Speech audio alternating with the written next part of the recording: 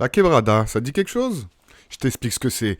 Bienvenue sur Frika XP, la chaîne d'expérimentation, voyage culinaire, on essaye plein de trucs. Quebrada, on revient à notre sujet principal. Ce qu'il y a derrière moi, sur cette photo-là, c'est le Cap de Roche. C'est dans le top 3 des attractions d'Acapulco. C'est très impressionnant parce que c'est une falaise qui fait environ 45 mètres de... Et c'est un spectacle de plongeurs. Donc il y a des plongeurs qui sont à différents niveaux. Il y en a qui plongent à 12 mètres, il y en a qui plongent à 30 mètres, et il y en a d'autres à 45 mètres, donc au sommet de la falaise. La légende veut que ce soit un défi entre pêcheurs. C'est des pêcheurs qui lançaient le défi en disant « monte le plus haut que tu peux et plonge ». Il y a une autre légende qui dit que c'est des enfants qui escaladaient, puis ils se donnaient le défi justement de monter le plus haut. Et une fois rendu en haut, il n'y avait pas d'autre choix que de plonger pour redescendre et aller chercher la plage. La morale de l'histoire, c'est un daredevil, hein. C'est un trompe-la-mort très présent dans la culture mexicaine. La mort est très importante. Il la célèbre, il la fête, il la nargue, ils en rigolent. Donc c'est très intéressant à voir. Donc c'est ça la morale de l'histoire. C'est tu montes le plus haut possible, tu plonges et puis tu fais une petite prière juste avant.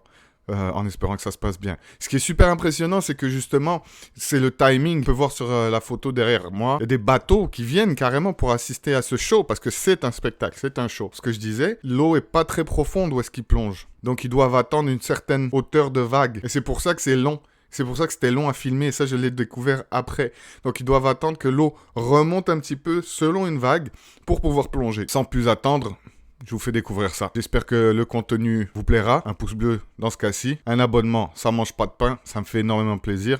Je vous dis à ciao, bye bye. Bon visionnage.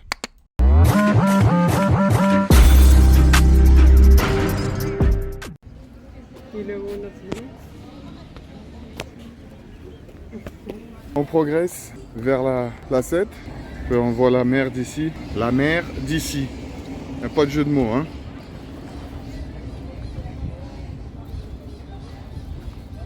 Ah, une petite dinguerie. Encore de vue de malade. Voilà. Ouais. Le saut de la foi. Regardez-moi ça. Je crois qu'il saute de là-bas. Une cinquantaine de mètres, je crois.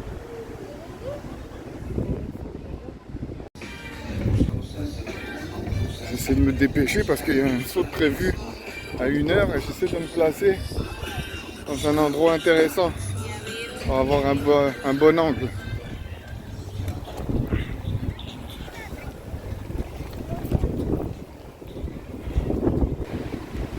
Donc c'est un saut de la foi justement. C'est pour défier la mort, de ce que j'ai bien pu lire. En fait, c'est un groupe de gamins qui escaladaient cette falaise-là. Et ils se lançaient le défi qui allait monter le plus haut. Et une fois en haut, il n'y avait pas façon de redescendre. Donc qu'est-ce qu'ils ont fait? Le seul moyen, c'était de sauter. C'est devenu une tradition. Et avant de sauter, ils font une petite prière. Oh!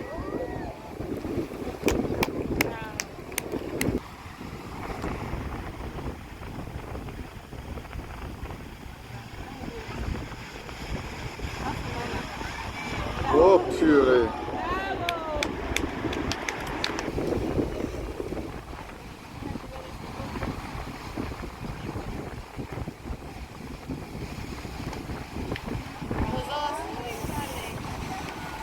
Nice.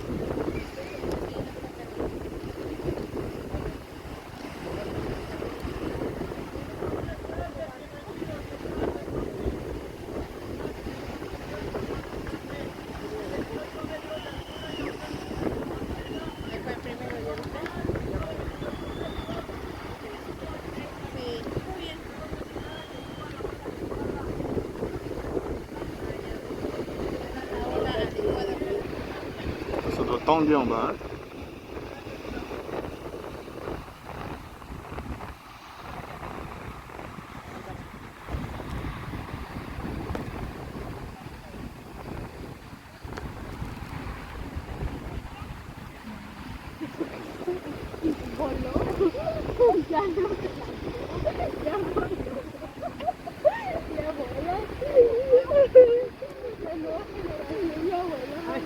The shadow of the bird made me feel scared and think, what happened? I don't know. Oh,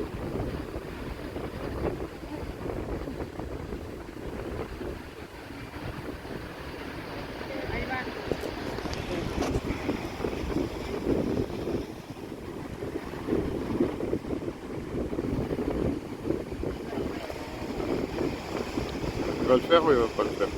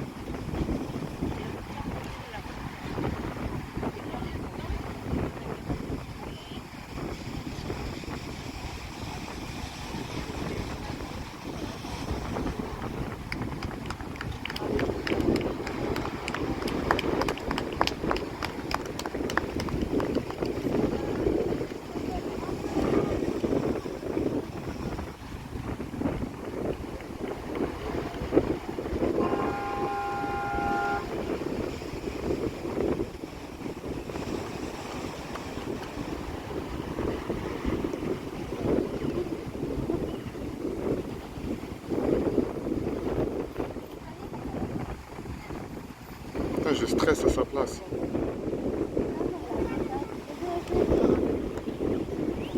Je stresse pour lui.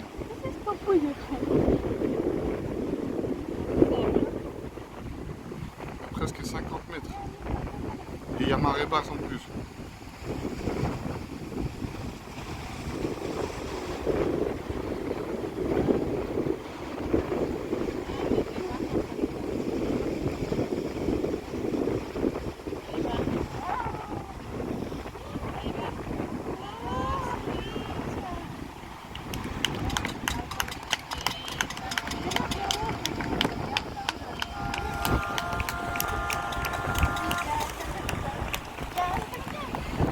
Non seulement il l'a fait de façon très stylée.